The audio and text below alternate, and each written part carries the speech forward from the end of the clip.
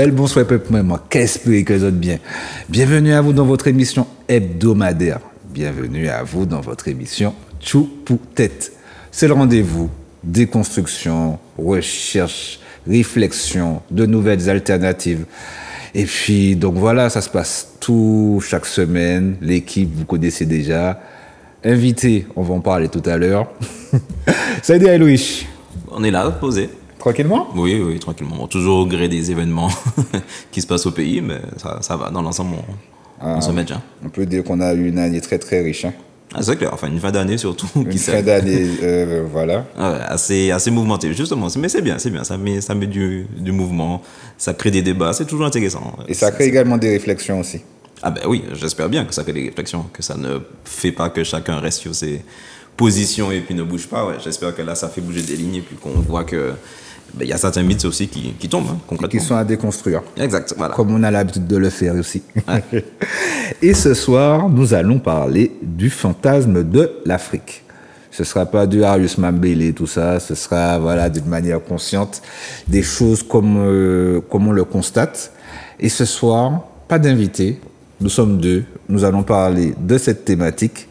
On rappelle également à tous les téléspectatrices et tous les téléspectateurs que vous avez la possibilité de partager les émissions via les réseaux de Zouk TV, c'est-à-dire sur Facebook et sur YouTube. Si vous n'avez pas vu les émissions, je rappelle, on a déjà une 40aine d'émissions.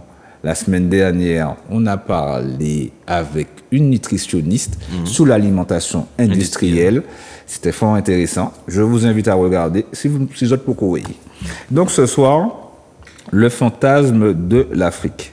Pourquoi, Louis? Alors pourquoi? Parce que dans beaucoup d'échanges, j'entends des personnes dire comme ça se passait en Afrique, comme ça se passe actuellement en Afrique, nos spiritualités en Afrique, nos culture en Afrique, etc., etc.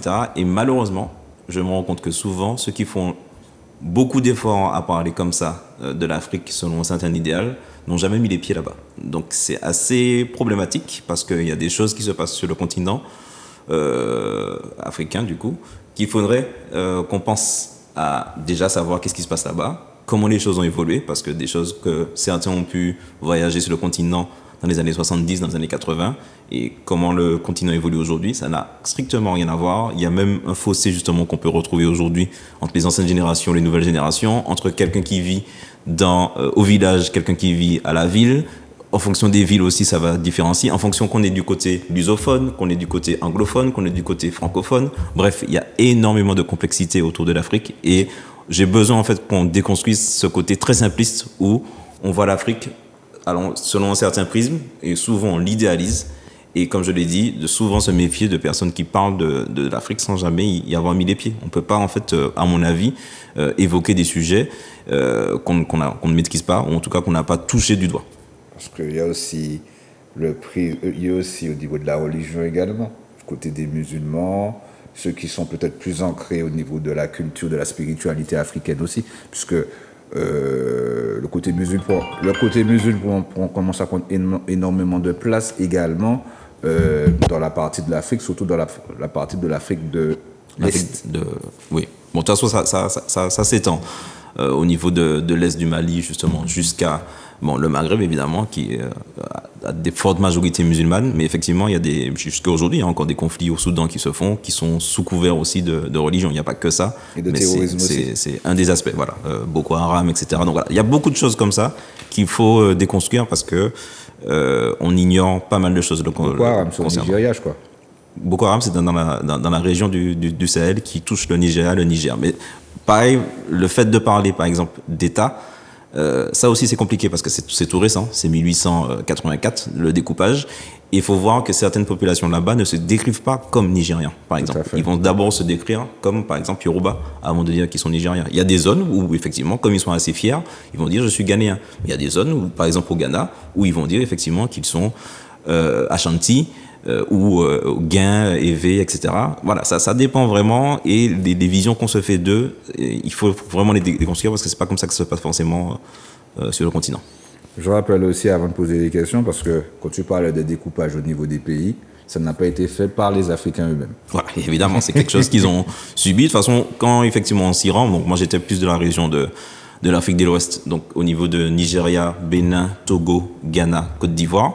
Et par exemple, il y a des frontières qui ont été tracées entre le Togo et le Bénin sur des peuples qu'on appelle les Guins, par exemple, où il y a une partie Bénin, une partie Togo, mais pourtant c'est le même peuple qui vit là et qui vit là depuis des siècles et des siècles, qu'on a coupé juste par des frontières qui sont artificielles finalement. Il y a des fois où ils se sont appuyés sur les frontières qui sont liées à la nature, donc soit les montagnes, soit les fleuves, par exemple au Congo. Congo-Kinshasa et Congo-Zaïre sont séparés juste par un fleuve, comme on peut le retrouver juste ailleurs. Par ailleurs, la Guyane et le Suriname ne sont séparés que par un fleuve. Donc il y a des frontières qui ont été créées par des contraintes naturelles, on va dire, mais en fait, on va se rendre compte que souvent, c'est juste le colon qui est arrivé, qui a fait son découpage en fonction de ses envies et qui ne correspond pas du tout à comment les peuples vivaient et vivent jusqu'à aujourd'hui, justement, séparés par une frontière, mais qui pourtant, en fait, font toujours l'aller et venue, et en fait, c'est le même peuple qui se retrouve des deux côtés, mais avec deux nationalités différentes. Deux nationalités, oui, et ça a posé pas mal de problèmes. Et ça pose des problèmes, effectivement. Dans des génocides, par exemple, à un certain moment, au Rwanda également. Oui. Bon. Mais non, ce qu'on dit là, c'est très intéressant, mais on va poser la première question, puisqu'il y a une préparation quand même. Quelle image et représentation de l'Afrique sont les plus courantes en Martinique et d'où viennent-elles? Alors, d'où viennent-elles? C'est de récits qui ont pu être faits de par certaines personnes qui sont allées sur le continent, de par des reportages. Il faut bien se mettre dans la tête que les reportages qui ont été faits dans les années 70 notamment, sur l'Afrique, sont revenus ici et on se fait des images effectivement de l'Afrique en fonction de ces reportages. Les médias jouent un sacré rôle dans la représentation qu'on a de l'Afrique. D'ailleurs, c'est pour ça pendant longtemps, on rejetait l'Afrique parce qu'on voyait ces images, notamment des images qui ont beaucoup choqué du Biafra, la guerre du Biafra, où on montrait les enfants affamés, rachitiques, etc. On ne voyait que ça. Voilà, on ne voyait que des images de misère. C'est vraiment ces dernières années, à l'échelle de peuple en tout cas, à l'échelle humaine, donc environ des années 2000, que là, les choses ont commencé justement à évoluer et on a commencé à montrer autre chose. Et avec Instagram, et grâce au travail justement de certaines personnes comme Aben Africa, par exemple, qui vont sur le terrain, qui filment et qui donnent du coup des images et qui montrent justement pas seulement les images que les Occidentaux nous ont montrées pendant très longtemps d'une Afrique qui est affamée, où il y a des maladies. On parle, quand il y a Ebola, quand il y a des maladies comme Ebola par exemple, on en parle dans le monde entier, par rapport dont les sources soi-disant partiraient justement du continent africain. Donc voilà, il y a des représentations comme ça qu'on a reçues. Et il y a aussi là le travail du panafricanisme et aussi du mouvement Kamit qui fait que certaines choses reviennent et qui sont notamment des constructions historiques. Donc le panafricanisme c'est surtout politique, mais il y a aussi ce côté spirituel qui revient, qui fait que on se reconditionne, on se même reconnecte justement avec les spiritualités africaines à travers les travaux notamment de Cheikh Anta Diop. C'est celui qui a fait un gros travail et qui sont considérés comme des livres de base justement pour ce retour, pour comprendre en tout cas que nous sommes des afro-descendants et que on n'est pas notre histoire n'est pas juste une histoire d'avoir été esclavisés. Je rappelle mis en esclavage en tout cas. Même ces ouvrages, Nation d'agriculture de Cheikh Anta Diop, une pierre angulaire par rapport, je dirais, sur le panafricanisme et puis également de l'Afrique. Il a mis un gros coup de panier justement avec ce livre-là. Mais il y en a d'autres justement qui sont assez intéressants. L'unité africaine,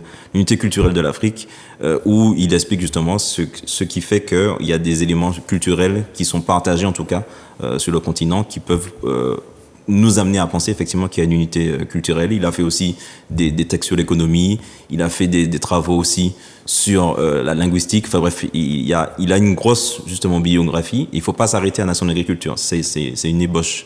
C'est un travail, pas une ébauche, c'est un travail conséquent qui a été fait. Et lui-même appelle justement à la connaissance directe et à aller se former et à continuer son travail. Ne pas s'arrêter à ce qu'il a fait lui, avec notamment Toefule Obenga qui a continué.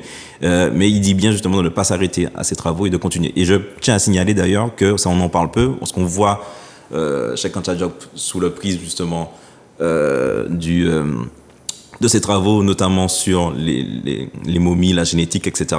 Mais il ne faut pas oublier que rentrer dans son pays natal, il a créé un parti politique, il a fait des travaux politiques, il a écrit des textes politiques. Ça, on parle pas de ça. Alors que justement, ses enfants aujourd'hui en témoignent du fait que Tu peux rappeler sa il nationalité? était sénégalais.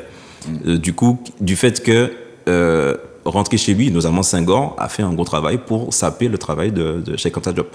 Et du coup, il est né dans des conditions assez chaotiques par rapport justement à ce qu'il nous a laissé. Donc, il ne faut pas oublier ce côté politique-là qu'avait Cheikh Anta Diop. Je voulais rappeler également que l'Afrique, il y a toutes les saisons. Il y a même certains pays où il neige.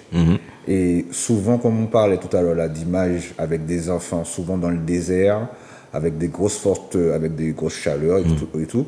Mais il n'y avait pas que ça. Il y a que l'Afrique, c'est un continent. Voilà, c'est Et exactement. souvent, on veut minimiser, c'est-à-dire on veut minimiser le continent, les pays, la civilisation, et c'est énorme.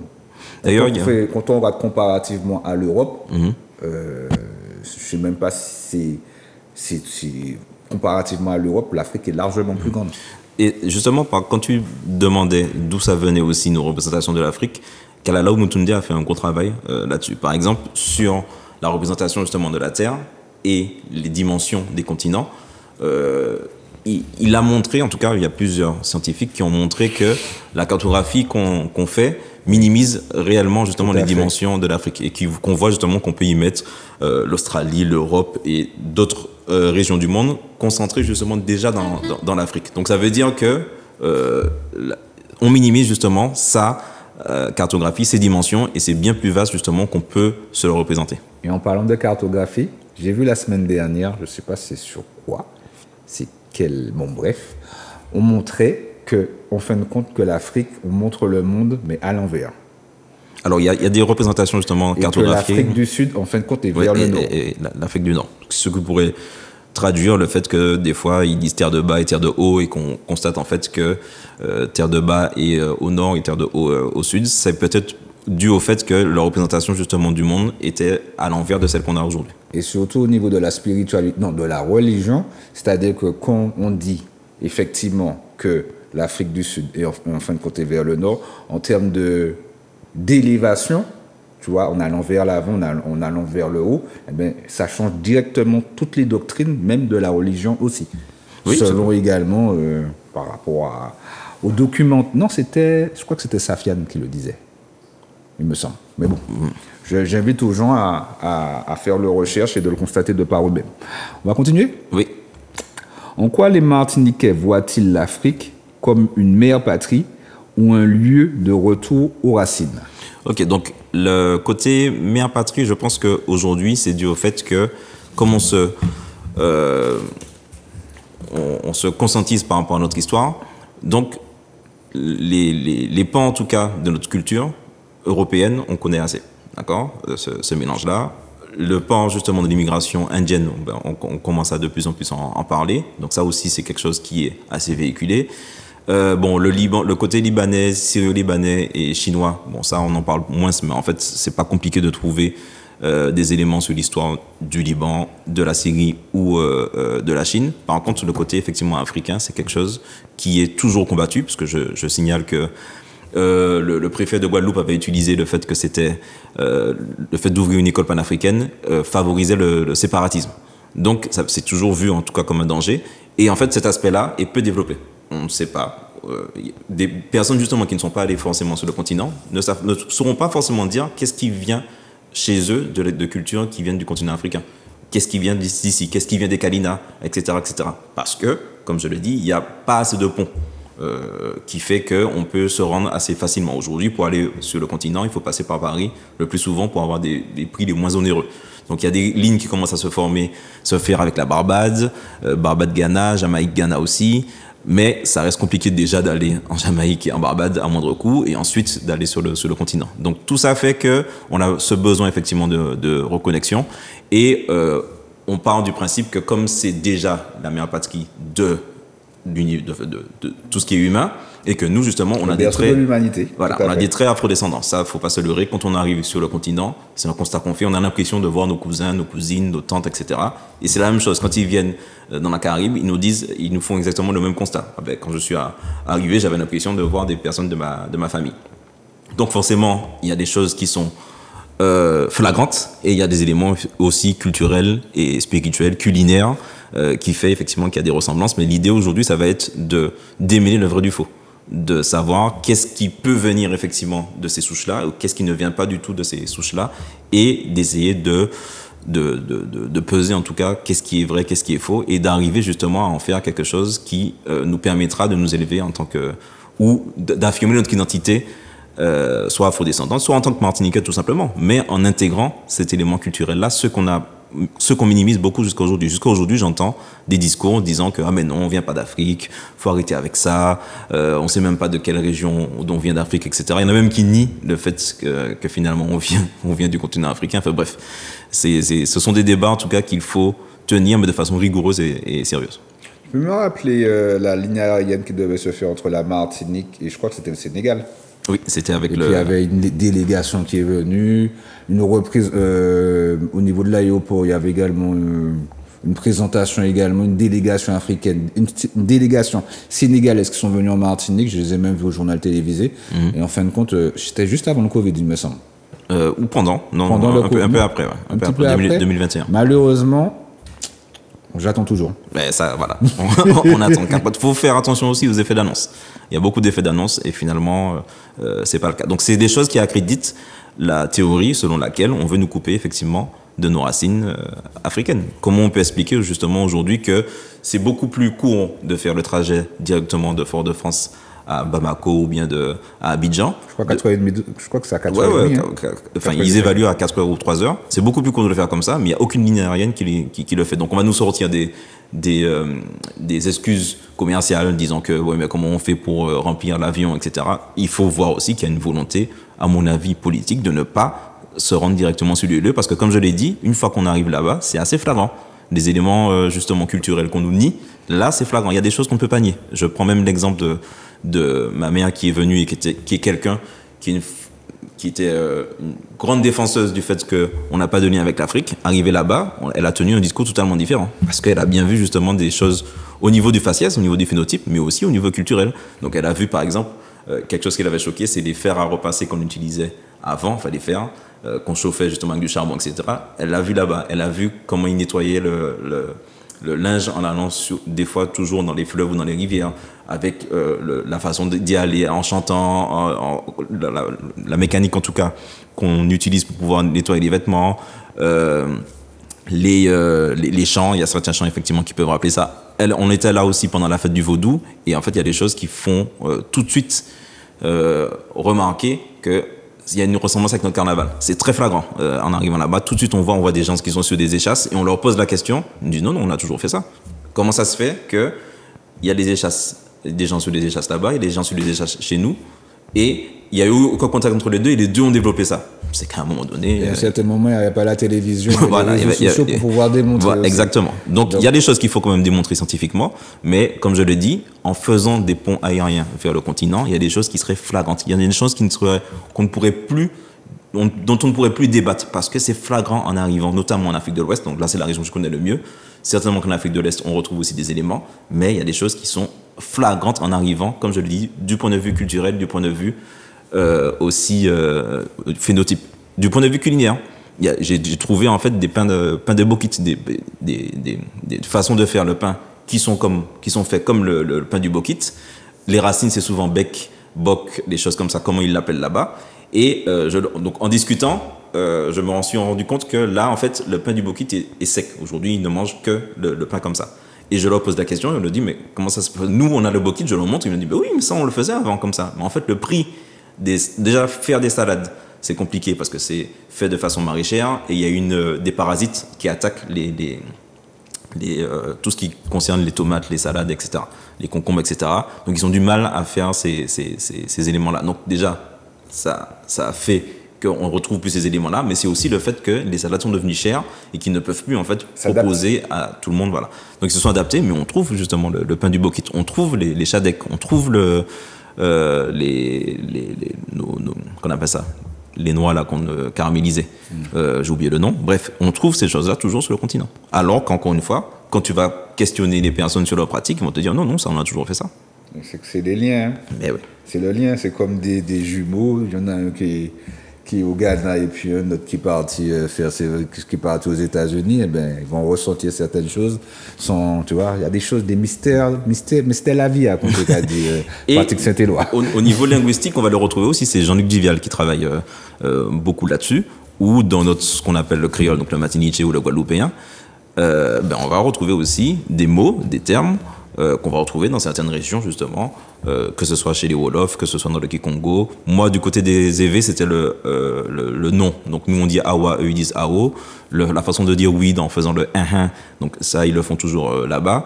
D'ailleurs, il y a même un chanteur qui fait le un de Kalash de la même façon dans son intro. Mais ils se sont jamais côtoyés. Il ne sait même pas c'est qui Kalash. Pourtant, il fait exactement Madagascar, je crois.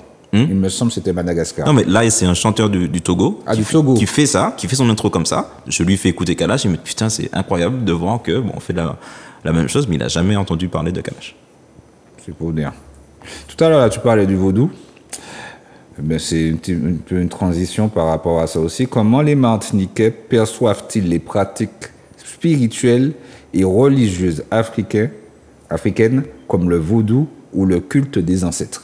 Donc le culte des ancêtres, ça passe beaucoup par la branche kamite. Donc j'explique, les kamites, c'est ceux en fait qui réhabilitent la spiritualité de ce qu'on appelle les anciens Égyptiens. Donc qui habitaient, même selon la littérature, le pays de Kemet. Donc Kemet qui donne Kamit. Mais attention, même quand on dit Kemet ou Kamit, ça c'est de la translittération.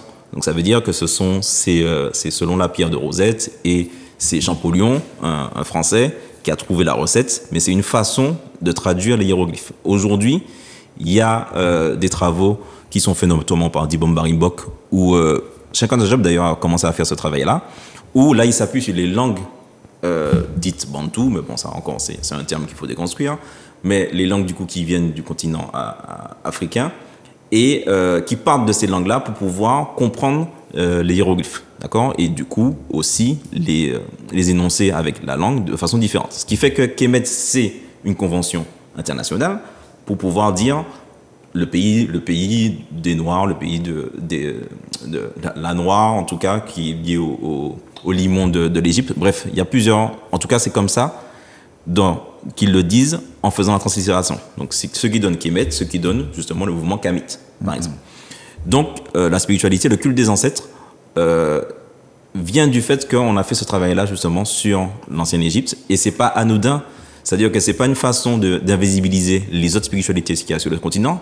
Faut juste se dire que donc l'ancienne Égypte Kemet, c'est juste un endroit exceptionnel au monde où les traces qu'ont fait nos ancêtres sont restées, de par le fait qu'il y a eu une désertification, de par le limon du Nil, de par l'environnement qu'il y a au niveau de l'Égypte, les traces sont restées. Ce qui fait que, évidemment, comme en plus les Anglais s'y intéressent, les Allemands s'y sont intéressés, les Français, tout le monde aussi, au 19e siècle est allé en Égypte pour avoir des éléments culturels et pour d'ailleurs se le réapproprier, pour pouvoir dire justement que Kemet c'était une civilisation berbère, ensuite grecque, bref, etc., etc. Et pour lui retirer son côté afro. Donc, le fait, de par ce travail-là, malheureusement, des colons, ça nous donne des éléments. Et grâce aux travaux notamment justement de Cheikh Anta Diop, ça nous a permis de comprendre que déjà, cette région-là, c'est nous, en fait, les afro-descendants, qui la dirigeons. Les momies, justement, leurs phénotypes, ce sont des phénotypes de personnes dites négroïdes, en tout cas. Et donc, nous, ça nous permet de nous dire que, OK, donc ça veut dire que ce qu'on considère comme la plus grande civilisation, en tout cas qui a laissé des traces aujourd'hui, c'est nous. C'est des gens comme toi ou moi, justement, qui étions... qui vivions déjà dans cette zone-là et en plus qui la dirigeons. Donc, ça nous permet de se dire que la spiritualité des anciens Égyptiens, c'est la nôtre. Et effectivement, quand on va faire l'étude de la cosmogonie ou qu'on va étudier justement leur spiritualité, on se rend compte que par exemple, le vaudou, on retrouve des éléments qui viennent d'ancienne Égypte. Pas forcément qui viennent, mais qui ont été transmis et qui ressemblent à des éléments qu'on retrouve dans l'ancienne Égypte. Et on va faire la même chose pour la spiritualité Congo. La spiritualité Congo, on va retrouver aussi des éléments. Et ce qui fait qu'il y a une théorie, ça reste à vérifier, qui veut que c'est en se déplaçant et en partant. Alors, il y a deux théories. C'est soit en partant du Nil, les peuples se sont éparpillés et arrivés dans de nouveaux contextes, ils ont adapté leur spiritualité à l'environnement. Ok, donc en arrivant justement dans le côté du delta du Niger, ben, les Yoruba ont certains cultes, ils vont même se spécifier dans le culte qui est lié justement aux lois, enfin aux lois ou aux panthéons, les orishas. Donc par exemple, ça c'est au niveau des Yoruba. Les Congos, c'est une autre cosmogonie qui est sur le côté Trinité. Mais bon, il faut fouiller pour comprendre, c'est pas la Trinité chrétienne. Tu es en train de me dire que chrétienne. De l'Égypte, toutes ces tribus-là se sont dispersées? Tous ces peuples-là, justement, se sont dispersés et arrivés dans les zones où ils sont arrivés, ils ont sanctuarisé, en tout cas, leur spiritualité sur le lieu sur lequel ils sont arrivés. Et évidemment, quand on a un contexte, comment on appelle ça, environnemental spécifique, ça fait qu'il y a une spiritualité spécifique qui se développe par rapport à l'environnement. Donc, un Malien qui est beaucoup plus au niveau du désert va avoir une spiritualité différente que quelqu'un qui sera au niveau du delta du Niger où la nature, par exemple, est beaucoup moins aride, etc. Oui. Voilà. Donc, soit les peuples se sont dispersés comme ça, soit les peuples eux-mêmes, justement, étaient tous en Égypte et avaient tous ces spécificités-là. Et encore une fois, en se dispersant, ils ont adapté. Mais c'est deux théories. Soit ils ont convergé vers l'Égypte, soit c'est en partant d'Égypte où ils se sont dispersés. Parce que tu parles effectivement au niveau de chaque peuple et au niveau également des conditions climatiques. Il y a toujours une gratitude et toujours aussi des offrandes qui sont offertes, qui s'effectuent également dans leur religion. Donc effectivement, selon un petit peu leur emplacement, eh bien, certaines choses également peuvent davantage remonter à la surface et puis d'autres des offrandes et puis des demandes peuvent se faire également au niveau de leur spiritualité également. Et effectivement, on se rend compte que y a des choses qui sont communes à plusieurs spiritualités. La libation, on en retrouve dans beaucoup de spiritualités sur le continent. Le culte des ancêtres, le culte des morts, justement, c'est censé être la base justement de chacun. On va retrouver aussi certaines divinités, on va les retrouver avec des attributs différents, mais en fait c'est le même principe dans plusieurs spiritualités. Enfin, il y a des choses comme ça qui nous font comprendre justement qu'il y a un tronc commun, et qu'ensuite, comme je l'ai dit, en fonction de l'environnement, on va s'adapter et développer des éléments qui sont spécifiques en tout cas à chacun et à chaque peuple et à chaque expérience de chaque peuple. Et du coup, ce qui nous amène au vaudou, qui est à différencier justement le vaudou haïtien, à différencier du vaudou qui se pratique dans les peuples qui sont là-bas. Parce que, attention, il faut bien comprendre que le vaudou que pratiquent les Fonds a quelques nuances que le vaudou qui est pratiqué par les Guins, que le vaudou qui est pratiqué par les Yoruba. Les Yoruba eux-mêmes ne vont pas forcément l'appeler vaudou, ou des fois vont l'appeler vaudou, ou ils vont des fois utiliser les deux, le fa, donc c'est l'art divinatoire qui permet de pratiquer le vaudou. Mais bon, il y a des spécificités en tout cas à ces vaudous-là. Le vaudou haïtien, c'est pas compliqué à comprendre. Ce sont plusieurs peuples qui se sont retrouvés à Haïti. Donc forcément, ils ont fait ce qu'on appelle un syncrétisme. Aussi en ajoutant des éléments chrétiens, mais aussi en ajoutant des éléments de peuples qui viennent justement de cette corne-là de l'Afrique, qui va justement du Nigeria jusqu'à la Côte d'Ivoire, qui va même un peu plus haut. Donc, ce qui fait que ces peuples-là se rejoignent en Haïti et ils vont justement soit restimuler une spiritualité en faisant ce syncrétisme-là, soit créer en fait une nouvelle spiritualité par rapport à ça, avec des éléments qui viennent de ces peuples-là.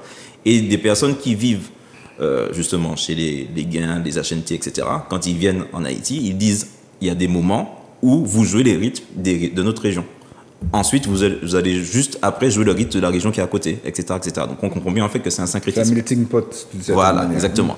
Et forcément, ça va être différent que le vaudou qui est pratiqué sur le continent, où là, il n'y a pas forcément un syncrétisme. Donc le peuple, en fonction de son histoire, encore une fois, va garder des traces de sa spiritualité ancestrale et va la mettre à jour, parce qu'encore une fois, une spiritualité, ça évolue, ça ne reste pas figé pendant tout le long de son existence, qui est lié à le contexte environnemental joue, mais le contexte humain aussi joue.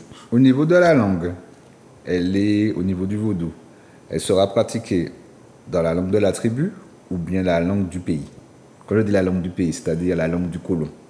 Si par exemple c'est une ancienne colonie britannique, est-ce que ce sera en anglais ou bien selon la tribu? Non, ça se fait toujours dans le peuple, dans la langue du peuple. Alors moi je dis peuple, hein, je dis pas ni tribu ni ethnie, dans la langue parce que je considère justement que ce sont des peuples à part entière. Et ça se fait dans la langue du peuple. Donc chez les Fonds, ce sera en Fon. Chez les Évé, ce sera en Mina. En tout cas, en Fong B. Donc c'est-à-dire qu'à des moments, ils vont aussi rajouter des termes pour que ce soit la langue spéciale pour la spiritualité, qui va un peu différer de la langue qu'on va utiliser en tout cas au quotidien. Donc des fois, en fait, ils ont sacralisé certaines langues pour que ça ne corresponde qu'à faire des rituels, qu'à faire des cérémonies. Tu as dit un mot très important aussi, ka. Ça revient très régulièrement aussi, le ka. Oui, d'ailleurs, qu'on le retrouve dans le Kamit. Donc, il y a bon, ça, c'est Omotunde qui en parle le mieux, hein, qui fait le lien justement entre les tambours. Comme je parlais justement de choses qui sont extraordinaires, de voir qu'on joue des rythmes justement de ce côté-là de l'Afrique, en Afrique de l'Ouest, et qu'on joue des rythmes similaires en Afrique, ben, en fait, on utilise aussi des tambours qui sont similaires, et des rythmes, du coup, sur le tambour qui sont similaires. Le truc, c'est que quand on regarde l'étendue de l'Afrique, ce qu'on nous montre, j'avais un petit peu de mal, c'est-à-dire entre l'Ouganda, qui est plus vers le sud, dans leur sud, et par exemple le Sénégal ou le Mali, à trouver ce rapprochement-là. Parce que par rapport à... Ce n'est pas la même histoire en termes de colonie, parce que souvent, on voit l'histoire du pays, je sais pas pour... C'est-à-dire après, il y a une connaissance qui s'effectue, hein, mais souvent, ça part aussi de la colonisation qui a été faite pendant ce pays-là. Oui, la colonisation joue, mais ce qui est bien, c'est qu'ils ont gardé en général leur langue. Donc, par exemple, sur le Togo, il y a plus de 60 langues, et le Togo est petit. Au Togo, il y a plus de 60 langues. Oui, évidemment. Donc, le Mali, par exemple, c'est plus de 100 langues. Effectivement, c'est à côté du Congo, à côté du Bénin, ouais, quand tu regardes la géographie. Ah, c'est tout petit, c'est tout petit, tout fin, c'est un petit état du continent, on parle déjà 60 langues. Donc, imaginez justement les grands pays comme le Mali, l'Afrique du Sud, etc., où il y a énormément justement de peuples et énormément de langues. Entre autres, dédicace à Télé Afrique, où j'ai pu effectuer avec une chaîne togolaise. On avait fait c'est là qu'on parle de pont et de rapprochement, où ils se sont renseignés par rapport à bon, on en a parlé au début, hein, tout ce qui se passe en Martinique avec le airpack, la vie chère aussi. Donc il y avait un intéressement de leur part. Ils nous ont contactés et à partir de là, c'est pour dire qu'il y a une curiosité. Malheureusement, ça s'effectue de part quand il y a des soucis, des problèmes. Mais c'est pourquoi que le lien, comme tu disais, au niveau de...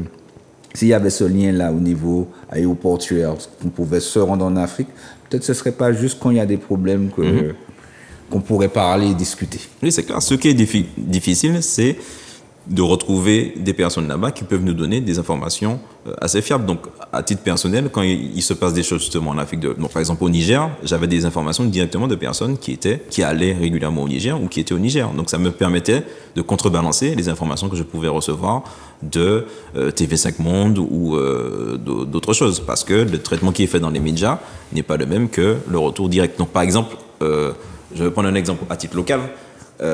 Quand Patrice Talon est venu, président du Bénin, qui a parlé en fait de qui est Patrice Talon. On a parlé de certaines choses qui sont liées au fait que effectivement il vient sous une invitation, notamment de l'habitation Clément. Et du coup, lui-même, il s'est exprimé de façon très maladroite, il faut le reconnaître aussi, hein, concernant les ancêtres et le rôle justement que lui-même justement avec sa famille ou des personnes de son peuple. On rappelle également que sa famille, il me semble que c'était des anciens... Oui, j'assume esclavagistes aussi. Hein. Mais il faut bien comprendre que sur le continent, jusqu'à aujourd'hui, il y a des familles qui... par exemple, il y a deux personnes qui se rencontrent, un homme et une femme qui se rencontrent. Et quand leurs familles sont au courant de quel peuple vient le conjoint, ils ne veulent pas parce que ce sont des anciens esclaves à eux. Jusqu'à aujourd'hui, il y a ces choses-là. On n'a jamais nié le fait qu'après la supériorité au niveau de l'armée des colons qui ont imposé un certain contexte, il y a eu de l'esclavage qui a été fait. Parce que l'esclavage tel qu'on le connaît aujourd'hui, on n'a pas de trace qu'il a existé de cette façon-là sur le continent africain avant la colonisation. Donc à partir du moment où il y a ce contexte, il y a une supériorité militaire, évidemment qu'il y a des chefferies qui vont trahir leur peuple pour pouvoir aller prendre des esclaves, mais sous la contrainte. Parce que quand il n'y avait pas cette contrainte-là avant, donc dans les royaumes du Cayor, le royaume du Ghana, dans le royaume Congo, etc., la forme d'esclavage qui a existé à partir de l'arrivée justement des Portugais, etc., n'existe pas avant. Elle existe après. Est-ce que selon toi, ils ont... Parce que bon, c'est une petite parenthèse, mais on va pas s'éterniser dessus. Est-ce que selon toi, parce qu'on donnait l'exemple de Patrice Talon, ancien esclavagiste, ils ont réglé leurs problèmes? Mais non, mais pas du tout. Pas du tout. Pas du tout. Il y a des choses justement... Comme je l'ai dit, si aujourd'hui, il y a des couples qui ne vont pas se marier parce que ce sont des anciens esclaves à la famille, ça veut bien dire justement qu'il y a des choses qui sont toujours pas réglées. Et il y a des choses qui sont... Parce qu'à un moment donné, justement, moi, en tant que militant, j'arrive et je dis que l'esclavage n'a pas existé avant l'arrivée des colons. C'était de la servitude ou j'utilisais d'autres termes. Eux, ils nous disent, non, non, non, nous, ce sont des esclaves. Qu'est-ce que vous racontez? Ça, c'est votre problème avec vous, les Européens, votre histoire avec les Antilles, etc., qu'on ne connaît pas bien. Nous, ce sont nos esclaves. Ça a été des esclaves. Ça a été très compliqué de faire comprendre à ces personnes-là que le terme esclave renvoie à une certaine réalité et à une certaine définition qui fait qu'on ne peut pas dire qu'il y avait cet esclavage-là avant. Il a fallu que je fasse un gros travail sémantique. Mais du coup, si je ne fais pas, moi, ce travail-là en tant que militant, qui va le faire sur place? Ce n'est pas les autorités sur place qui vont faire ce travail historique-là. Jusqu'à aujourd'hui, leurs livres d'histoire, ce sont les livres voilà, qui viennent de France. C'est très rare qu'ils connaissent leur propre histoire, sauf quand ils passent justement par la tradition. Ce qui se perd aussi de plus en plus, parce que c'est surtout au niveau du village que ça se pratique, et dans les capitales, malheureusement, ça se perd. Donc, forcément, il y a des choses qui sont toujours pas réglées. Il y a un gros problème toujours avec les Touaregs, il y a un gros problème toujours avec les Peuls. Enfin, il y a toujours des problématiques qu'il y a entre eux, et que justement, le système se nourrit, et les colons se nourrissent de ces rivalités pour pouvoir arriver à des situations, par exemple, au Rwanda. Alors que je rappelle que de base, la différence entre un Hutu et un Tutsi, c'est juste une histoire du nombre de cheptels qu'il y a sur ton lieu. Donc, au-dessus de 10, alors je sais plus exactement c'est lequel qui correspond à Hutu et Tutsi, mais l'idée est là. Au-dessus de 10, c'était un Hutu. Au-dessus de 10 vaches que tu avais dans ta famille, tu étais un Hutu. En dessous de 10, tu étais un Tutsi. Donc, ils ont... Juste ça. Juste ça. C'est ça la base, la différence entre eux. C'était pas par rapport à une pigmentation de la peau, rien du tout. Pas du tout. On regarde un Hutu, on regarde un Tutsi, on ne peut pas faire la différence. Chaud. Donc, c'est ça la différence. Ils ont du coup instrumentalisé ce côté-là, cette séparation-là qui a été faite. Ensuite, des caractéristiques qu'ils ont données aux Hutus, ils ont donné aux Tutsis. Et ensuite, c'est du pain béni pour qu'ensuite ces peuples-là puissent s'affronter. Donc jusqu'à aujourd'hui, s'il y a des guerres au niveau du Congo, c'est toujours par rapport à des rivalités anciennes qui existent depuis des temps immémoriaux, mais ils sont instrumentalisés par le colon, le système colonisateur. Et donc je revenais par exemple sur Patrice Talon. Personne n'a dépeint l'historique de Patrice Talon. Il y a des choses bonnes que Patrice Talon a fait, comme il y a des choses mauvaises que Patrice Talon a fait, comme partout en fait. Si on se permet justement de dire que certains présidents, justement, il y a des choses positives et négatives, pourquoi on ne fait pas la même chose pour un président africain qui vient ici après plus de 30 ans? Je sais pourquoi. Bon, en tout cas... Entre autres par rapport au panafricanisme Kémy Séba, qui est également béninois. Donc, oui, et qui est un opposant politique de Patrice Talon. Donc forcément, ça fait bien de recevoir Patrice Talon alors qu'on met des bâtons dans les roues à Kémy Séba pour qu'il puisse venir en Martinique. Mais ça n'empêche que, par exemple, Patrice Talon, il fait partie des personnes qui ont valorisé le fait qu'il y a la fête du vaudou aujourd'hui. Du 8 au 10 janvier, il y a la fête du vaudou. C'est officiel au Bénin et ça permet justement de travailler sur l'histoire du vaudou et de faire en sorte que c'est une spiritualité qui est reconnue et qui n'est pas combattue. Il y a d'autres régions, justement le Togo à côté, le vaudou n'est pas officiel. Donc ça se fait toujours, mais officiellement c'est la religion chrétienne qui est dominante et qui est reconnue. On rappelle également que si des demandes de nationalisation s'effectuent au Bénin, c'est possible également. Voilà. Et qui est aussi quelqu'un qui a favorisé cela? C'est Patrice Talon. Comme je l'ai dit, il y a des choses positives, comme il y a des choses négatives qui concernent... Mais si on ne s'intéresse pas... Parce que moi, je n'aurais pas su ça si je n'étais pas allé au Bénin. C'est parce que j'ai été au Bénin pendant qu'il y a eu la mandature de Talon que les Béninois eux-mêmes m'ont parlé justement de Talon et que je sais des choses justement sur Patrice Talon. Si je n'ai pas été au Bénin, je ne peux pas savoir ces choses-là. Et je vais recevoir les informations que par le prisme justement des médias européens. Ou alors par certains qui font de l'idéologie, qui font qu'ils vont, qu'on appelle ça, dramatiser sur tout ce que va faire Patrice Talon. Ben non, en fait, il y a des choses qui sont... C'est plus complexe que ça. Le problème qui se passe souvent, c'est au niveau du rapprochement avec la France. Et puis, donc, il y a ce rapprochement-là qui désoriente, je dirais, un petit peu. C'est-à-dire qu'on dit que les Africains ne sont pas souverains de chez eux de par ce rapprochement également de la France. Donc, ça va biaiser un petit peu toutes leurs actions par rapport à ce qu'ils souhaitent, dans la direction qu'ils souhaiteraient aller, j'ai envie de dire. Ok, mais à nous d'être malins et d'utiliser justement ces éléments-là. Et encore une fois, historiquement, on a toujours fait ça. On a utilisé justement ce qu'on appelle le soft power, des éléments pour pouvoir arriver à nos propres fins. Si nos propres fins, c'est de faire des ponts, pourquoi ne pas passer par le biais de Talon qui nous permet, par exemple, d'avoir un passeport? Quel autre pays qui permet d'avoir un passeport? On a beaucoup parlé du Ghana. Les conditions sont très rudes, en fait, pour avoir un passeport ghanéen. Il faut déjà être sur place pendant 5 ou 10 ans et ensuite ils étudient votre dossier pour savoir si vous allez Les devenir Américains, ghanéen. il y a beaucoup de demandes d'Américains ces temps-ci Par exemple. au Ghana. Mais c'est pas des personnes lambda. C'est vrai. Voilà, c'est pas des Il a Américains créé, lambda qui vont. tout à fait, Voilà, c'est Nana des acteurs. Akufo-Addo a créé ce concept-là. Allez justement. Allons à Accra. Accra, c'est la capitale justement du Ghana. Parler aux Ghanéens des Américains qui viennent se naturaliser et qui ont le passeport ghanéen, ils te disent mais de quoi vous parlez? Ils savent pas. Le peuple n'a aucune conscience de ça. C'est une stratégie de Nana Akufo-Addo pour ramener du capital et du commerce des Afro-Américains qui sont des stars pour qu'ils puissent justement converger et pour qu'ils puissent créer un commerce justement et un pont entre les États-Unis et le Ghana. Et aussi la représentation aussi. Mais c'est pas quelque chose de populaire. Les Ghanéens, le Ghanéen de base en tout cas, la personne qui habite à Accra, elle n'est pas au courant de tout ça. C'est nous, parce qu'on est très tourné vers les États-Unis, qui fait qu'on sait ces choses-là. Parce que les stars se sont montrées, justement, au Ghana. Mais sinon, ça, on ne le sait pas. Tout à fait. C'est toujours une sorte de monde de paraître également. Bon, on continue. Quelle principale différence entre la vision idéalisée de l'Afrique en Martinique et la réalité actuelle du continent africain? Alors, je vais prendre un exemple, c'est qu'il y en a certaines personnes en tout cas, qui pensent que quand on arrive aujourd'hui sur le continent, on est accueilli comme Mon frère. Voilà, mon frère, tu es de retour sur le continent, etc. Alors, il faut casser ce mythe-là directement. Ils nous reconnaissent, même si on a un phénotype qui est beaucoup moins métissé. Parce que, par exemple, moi, c'était l'Indien de base. Ok, de toute façon, ici, on peut me traiter aussi comme ça, ou en Guadeloupe, donc c'est pas grave ça. Mais quelqu'un qui peut avoir un phénotype qui ressemble à celui de quelqu'un qui vit au niveau du Mali, il va reconnaître de par ses vêtements, sa posture. On m'a sorti ça, ta posture. Tu vas croiser tes jambes comme ça, tu es un occidental. Carrément. Wow. Oui.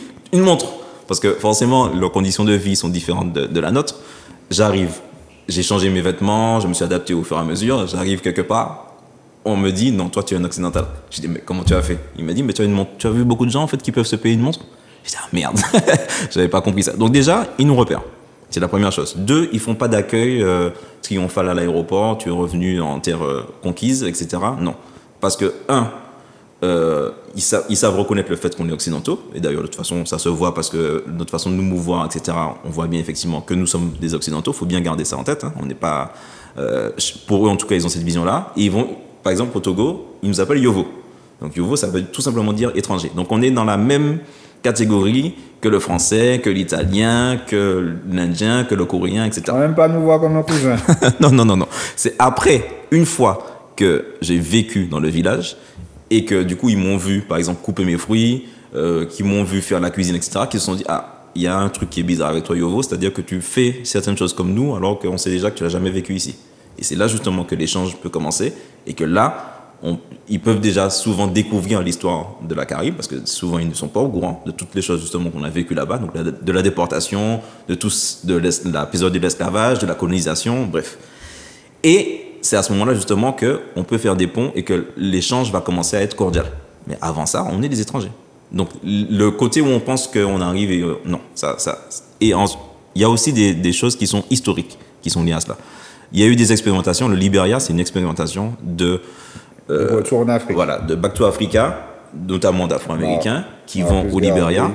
Non, c'est avant Marcus Garvey. C'était avant Marcus Garvey. Ok, d'accord. Ça se passe mal, la colonisation là-bas, parce que justement, ce qu'on retrouve aujourd'hui avec, par exemple, ce qui se passe en Israël avec Gaza, les Américains vont le faire arrivant là-bas avec les peuples qui sont au Libéria, qui vivent au Libéria à ce moment-là. Et en fait, ça se passe très mal, il y a des guerres civiles, etc. Et ils arrivent au fur et à mesure à créer une nation libérienne, mais regardez l'état de la nation libérienne, c'est pas quelque chose qui est exemplaire. Donc c'est une mauvaise expérimentation. Voilà. Ça a fini par se faire, mais de base, c'est une mauvaise expérimentation. En Éthiopie, il y a eu justement le Back to Africa qui s'est organisé, avec des populations qui venaient de la Jamaïque en majorité, qui vont s'installer là-bas. Ben, en arrivant là-bas... Ashanti. Non, pas forcément, parce que l'Argentine, c'est du côté du Ghana. Les Bobo Shanti, en tout cas, qui font un travail, en tout cas, c'est au niveau des Rastafari. Eh ben, il y a des quartiers de Jamaïcains qui sont là-bas, mais qui sont très mal vus. Parce qu'ils considèrent que ce sont des gens qui se droguent, ils sont arrivés, ils prennent nos terres, finalement, ils font rien de concret avec nos terres. Enfin bref, sans creuser sur qu'est-ce qui se passe réellement, mais en tout cas, les Rastafari ne sont pas accueillis les bras ouverts, par exemple, en Éthiopie. D'accord ? Il y a des lieux ils organisent de plus en plus justement un retour qui fait que ça se passe de mieux en mieux, mais pendant très longtemps, c'est conflictuel et jusqu'à aujourd'hui, c'est encore conflictuel. Donc, il y a des expérimentations comme ça qui montrent que, historiquement, il faut bien comprendre que, étant occidentaux, on garde en nous des traces de colons. Et tant caribéen. En tant que Caribéen, même si on est Caribéen. Parce que là, tu me parles du rapprochement de la Jamaïque vers l'Éthiopie, tu vois? Oui. Bon, ça reste toujours le côté caribéen. Moins, en plus, l'indépendance s'est effectuée plus rapide, même si qu'ils sont encore dans la royauté britannique. Mais il y a quand même ce rapprochement-là qui s'est effectué quand même, et puis qui sont toujours vus, malgré ça, comme des Occidentaux. Moi, je trouve quand même que c'est... Malgré tout ça, il y a encore du mal à accueillir des gens qui souhaitent revenir au pays. Mais tu considères que c'est un retour. Au continent, du moins? Tu considères que c'est un retour sur le continent. Pour eux, c'est leur continent. Et toi, tu es un étranger qui vient chez eux. C'est tout. Hein. Ils ne voient pas plus loin que ça. Tu es un étranger, tu viens chez eux. Tu prends souvent les terres parce que tu as plus de pouvoir d'achat. Et ensuite, qu'est-ce que tu fais? Tu fais du commerce et tu produis. Des fois, par exemple, justement, tu fais une palmeraie. Je rappelle que faire une palmeraie, ça a des conséquences extrêmes sur le sol là-bas, sur les orang-outans, etc., etc. Donc, eux, ce qu'ils voient, c'est que tu viens et tu as le même comportement que l'Italien qui est juste à côté. Donc, et qui fait la même chose. Donc, nous avons des colons. Ben oui, évidemment. Et parce qu'il faut bien se rendre compte qu'on a aussi des comportements de colons arrivés là-bas. Parce que forcément, 1 euro, c'est 600. 6 francs 55 et 59 cents. Ouais, francs CFA, voilà, exactement. Ouais. Donc, notre pouvoir d'achat là-bas, c'est-à-dire qu'en ayant ce qu'on appelle le RSA, au niveau entre 450 et 550 euros, tu peux t'offrir une villa, tu peux avoir un chauffeur, tu peux avoir un cuisinier, tu peux avoir un serviteur avec 550 euros. Tu peux avoir tout ça. Et manger, boire, grassement. OK? Et il y a beaucoup de gens justement qui vont là-bas. Donc quand tu sais que tu as ce pouvoir-là, tu penses vraiment que juste le fait d'être caribéen, ça fait que tu vas te comporter de façon cordiale avec le peuple qui est là-bas? Non. Il y a des gens, effectivement, qui vont là-bas et... On va exagérer. Et voilà, le pouvoir corrompt. Le pouvoir, l'argent corrompt, ça on le sait. Mais il faut savoir justement qu'on a ce comportement-là. Et donc forcément, des fois, ils voient mal le retour des afro-descendants parce qu'il y en a qui se comportent mal en arrivant là-bas. Parce que eux aussi, ils sont aussi dans des schémas fantasmagoriques et ils n'ont pas des comportements qui... Tout le monde appelle un petit peu comme la vision des Martiniquais qui vont à Sainte-Lucie aussi. Ils sont vus exactement comme des Français. Et par rapport à la spiritualité, du coup, il y en a. Je prends un exemple, c'est que donc j'ai la croix que j'ai là. Au début, en tout cas, je pensais que c'était quelque chose de répandu et en fait, ils savent pas c'est quoi. Donc je explique c'est quoi la spiritualité kabite. Je dis bon, ok, d'accord. Moi, je m'intéresse du coup un peu plus à ce qui concerne justement le vaudou. Donc je demande comment ça se passe si je veux être vaudouisant. Ils m'ont dit, mais non, niet. En tout cas, chez les gars, je ne parle pas chez les fonds. Les fonds, c'est du côté du Bénin. Eux, ils font du spectacle. Il faut le savoir. Ils font du spectaculaire. Donc, quand vous pensez que vous êtes grand initié, parce que vous êtes initié par des fonds, il faut savoir qu'ils font du spectacle avec vous. Vous êtes peut-être initié, mais vous n'avez pas les éléments qui vous permettent de pratiquer votre spiritualité. Chez les gains, c'est autre chose. Ils sont dans un rapport un peu plus authentique, moins spectaculaire. Moi, ils me l'ont dit. Et vous pouvez le vérifier. Aller justement en pays gain, donc c'est entre le Togo et le Bénin, demandez à être vaudouisant, ils vont vous dire non, tu n'es pas d'ici. À la rigueur, on consulte les entités, elles nous disent si tu es quelqu'un d'une famille qui est d'ici, si tu n'es pas de la famille, parce que tes entités n'ont pas, qu'on appelle ça, les entités en fait en arrivant sur le lieu, elles ont pactisé avec le clan familial. Si tu n'es pas du clan familial, tu ne peux pas pactiser avec nos entités. Donc non, ton histoire que tu vas venir, que tu vas être vaudouisant en venant, parce que tu as de bonne volonté, ça ne va pas suffire. Il faut qu'on sache si tu es de la famille. On va consulter les énergies pour le savoir. Forcément, donc au niveau spirituel, on se dit qu'on va pouvoir pratiquer. Non, c'est pas comme ça. Et ensuite, il faudra que tu fasses faire tes preuves. Quand tu fais tes preuves et que tu arrives peut-être à t'initier, il y a ce qu'on appelle le couvent. Pendant 3 mois, tu ne vois pas le soleil. Pendant 3 mois, tu dois rester là, dans une cellule, tu ne vois pas le soleil et tu ne dois pas regarder la personne qui va te donner à manger ou à boire. Tu ne dois pas parler pendant 3 mois. Vous pensez vraiment qu'il y a beaucoup de gens qui font ce parcours-là pour être vaudouisants? Non. Donc, c'est encore des représentations qu'on a en pensant que... Parce qu'il y a des gens aussi qui font le retour, qui viennent à Martinique et qui disent que je suis grand prince d'Alada ou je ne sais quoi. Il y a quelque chose qu'on nous dit quand on est là-bas. Si tu es prince, tu restes sur place. Si tu es prince, un prince, il régit une communauté. D'accord? Tu ne peux pas régir une communauté en étant à l'étranger. Ça n'existe pas. Letchimy est le président de la CTM, il n'est pas plus de temps en France qu'ici. Il est ici. Ben, c'est la même chose en fait. Si quelqu'un vous dit qu'il est prince d'une région du Bénin et qu'il passe plus de temps ici qu'au Bénin, il n'est pas prince. On lui a fait, parce que chez les fonds, on lui a vendu un titre, il a payé. Des fois, c'est pas cher pour nous, mais pour eux, c'est très cher. Il a peut-être payé 1 000 €, mais on lui a donné un titre de trace, mais il n'est pas du tout prince. Tout à fait. Donc il y a ces représentations-là aussi qui jouent de personnes, qui jouent de ces principes-là, qui ne sont pas forcément au courant consciemment. Des fois, ils le sont au courant. Et ce sont des charlatans. Mais bon, ça, on ne va pas rentrer dans les détails. Et donc, ce qui fait que même au niveau spiritualité, il y a beaucoup de choses qu'on s'imagine qu'on peut faire là-bas et qu'en fait, c'est pas comme ça. Et c'est pas, tu as fait une formation YouTube et tu deviens chaman ou prêtre, etc. Non, c'est pas comme ça. Comme je l'ai dit, quand tu me dis que tu as fait tes 3 mois dans le couvent et que pendant 3 mois, tu vas pas regarder la personne en face et que tu es resté à Londres pour pouvoir te connecter directement avec les entités, là, je peux te considérer comme quelqu'un qui est apte à me donner du savoir. Tant que tu n'as pas vécu tout ça, c'est pas la peine de venir me dire que tu es Ougan ou beaucoup. Non, ça, ce sont des mythes. J'ai un petit peu imagé, quand tu as dit ça, j'ai vu un petit peu les bouddhistes. Tu vois, le côté la rigueur, c'est-à-dire 3 mois, tu ne dois pas faire ci, tu ne dois pas faire ça, tu vois. Ben oui, parce que c'est pas des choses qu'on prend à la légère, ce ne sont pas des choses qui sont légères, ce sont des gens qui pratiquent leur spiritualité depuis des siècles et qui la protègent, parce qu'il faut bien savoir que il y a des prédateurs. Jusqu'à aujourd'hui, il y a des personnes qui viennent sur le lieu de culte et qui, qu'on appelle ça, travestissent leur lieu de culte. Donc des fois, ils perdent le lieu de culte. Quand tu perds ton lieu de culte, tes entités aussi se dispersent, donc ce qui fait que tu ne peux pas pratiquer ta spiritualité. Donc, quand on regarde ça justement d'un point de vue extérieur, ben forcément, ils ont créé des éléments pour défendre la spiritualité et pour qu'elle puisse rester authentique. Donc on ne peut pas penser en fait qu'on arrive comme ça et que parce qu'on a suivi une formation avec 2 personnes qui ont fait un voyage au Congo, que ça y est, on a toutes les clés et qu'on peut rentrer dans n'importe quelle spiritualité. C'est faux.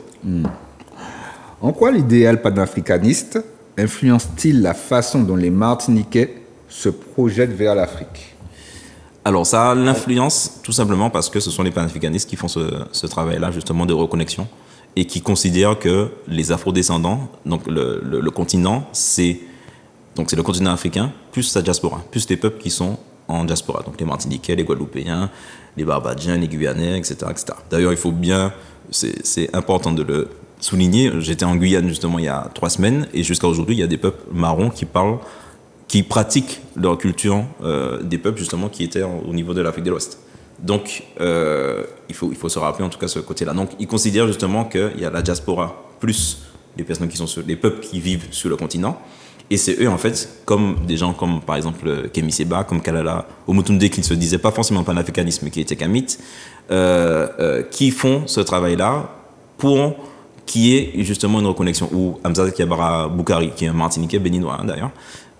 C'est par ce milieu-là que justement ce travail de reconnexion avec le continent se fait, de par la linguistique, de par la culture, de par les voyages, de par les échanges aussi politiques qui peuvent se faire. Il y a Kalala Omotunde était invité, Garcin Malsa et le mien sont souvent invités justement sur le continent, au Cameroun, au Bénin, pour venir échanger sur les spécificités. Donc c'est ce milieu-là justement qui, même s'il est galvaudé, parce qu'il y a plein de gens qui parlent du panafricanisme et qui ne savent pas vraiment ce qu'est le panafricanisme, mais c'est ce milieu-là qui a fait que justement on a des entités aujourd'hui en Martinique qui véhiculent cette reconnexion. Il y a des représentants, il y a des panafricains en Martinique, des associations. Il y a Urgence panafricaniste, donc vous cherchez sur Instagram, vous allez trouver Urgence panafricaniste est ici.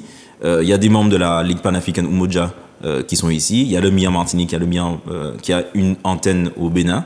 Donc il y a des représentants justement qui sont ici, sans compter le fait que l'université Antilles-Guyane accueille aussi pas mal d'Ivoiriens ou de Sénégalais qui viennent ici. Donc il y a beaucoup, en fait, il y a de plus en plus d'éléments justement panafricains qui sont installés ici et qui peuvent permettre justement de faire cette reconnexion-là et pas une reconnexion fantasmée. La première chose à faire, poser la question, est-ce que tu es déjà allé en Afrique ? Oui, non, s'il te dit non, méfie-toi de ce qu'il va te dire. Ouais. Ça m'a permis, je comprends mieux certaines choses par rapport à tes explications, effectivement, parce que il y a des échanges qui s'effectuent, mais j'ai envie de dire, tu es martiniquais, tu es togolais, tu es béninois, on peut travailler ensemble, mais pas dans un prise, pas dans un rêve utopique de se dire, tu retournes au pays. Non, tu vas savoir qu'il y a des échanges, on te respecte en tant que peuple, et donc à partir de là, on peut faire certaines choses. Voilà. Mais toujours avec le respect mutuel qui va avec. Exact. Et ne pas considérer que, comme on a des souches qui viennent de là-bas, donc on est chez nous là-bas. Non. On n'est pas chez nous. On est chez nous ici. C'est comme les Kalina n'auraient pas aimé justement qu'on dise que on est chez eux, alors que c'est eux qui étaient sur ce territoire de plus anciennement. C'est la même chose. Sachant qu'il faut aussi relativiser le fait que les Kalina totalement ont disparu, parce que par exemple il y en a quelques peuples qui sont toujours en Guyane. Il y a encore des Martiniquais qui ont du sang Kalina. C'est ça, et qu'il y a des métissages qui se sont faits avant la colonisation. Avant la colonisation. Et ça, je renvoie aux travaux de Paté Diagne avec son livre qui s'appelle Tarana, ou Ivan Van Sertima, The Came Before Columbus, qui explique justement l'immigration qui se faisait du continent africain, juste parce qu'il faut bien savoir qu'il y a un courant maritime qui emmène directement de la Côte d'Ivoire, en tout cas de la Corne de l'Afrique à ce niveau-là, vers le Brésil. Il y a un courant marin en fait qui l'emmène sans avoir un grand effort à fournir. Le courant l'emmène juste directement au niveau du Brésil. Donc, c'était très simple justement pour eux de suivre ce courant-là et d'arriver sur le continent. Des fois, de vouloir contourner par le sud, par l'Afrique du Sud pour pouvoir aller en Inde, par la mer, et ensuite, en fait, le courant les dévie, ils arrivent au niveau du Brésil, en tout cas de la côte Caraïbe. Attends. Tu es en train de me parler de l'Inde pour arriver jusqu'au Brésil? Des fois, ils ont lancé des expéditions, ce qu'on appelle des circumconvolutions. Ils lancent des expéditions pour pouvoir partir justement de la Corne de l'Afrique là et aller en Inde, aller chercher des épices ou quoi que ce soit pour pouvoir ramener.